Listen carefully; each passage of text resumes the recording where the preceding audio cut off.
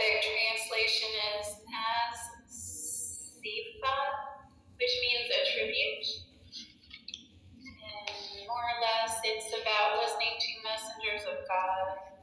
The verse that it relates to is, there is no God worthy of worship except Him, which is 35. To start with a prayer, I'm going to obtain that from verses 180 to 182. Allah, glorified are you, honorable and powerful, above what is said. Peace be upon your messengers, and praise be to you. I was going to mention how sometimes I have difficulty when I go to worship because it's so beautiful and peaceful. There's a big contrast between that and civil society. So I'm thinking maybe that's why sometimes it causes physical combat.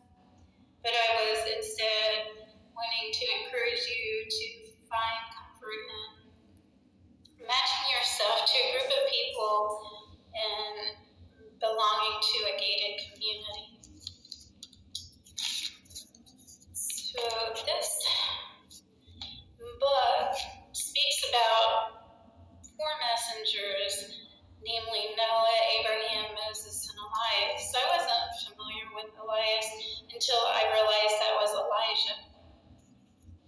But Noah's message, I wondered what was happening around that time. It described it as a corrupted land and having violence, and was located in Turkey.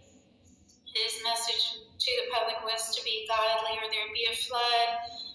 The time frame was 4000 BC, and it was fulfilled in 2350.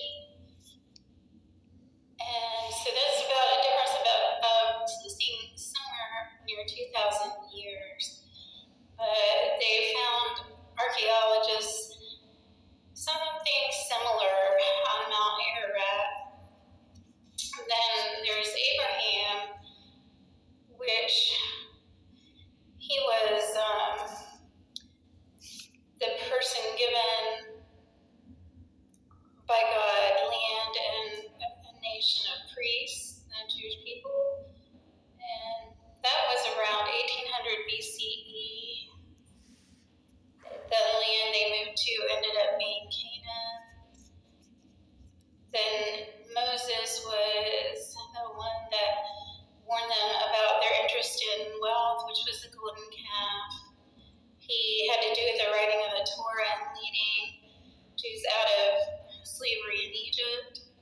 That was in 1300 BCE. Then Elias saved Jews from the worship of Baal, which was 900 BCE, or the 9th century. One other verse in here is saying that it's a lie that God has had children. That's verse 151. And I thought I'd mention that part of Moses' involvement was a fight against atheism, which ended in 3000 BC in Egypt.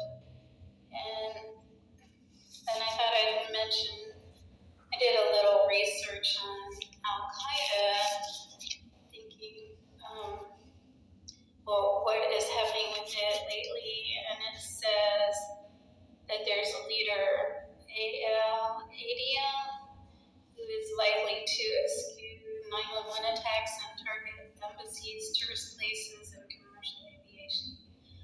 I don't know if that's so, but I just thought I should read about it. And there's this little note I have here. Oh, this article was written by Terrorist Trends. The authors were Hoffman and WARE, which was written in December of 2022. Leader is Iran. The main message, of course, is to live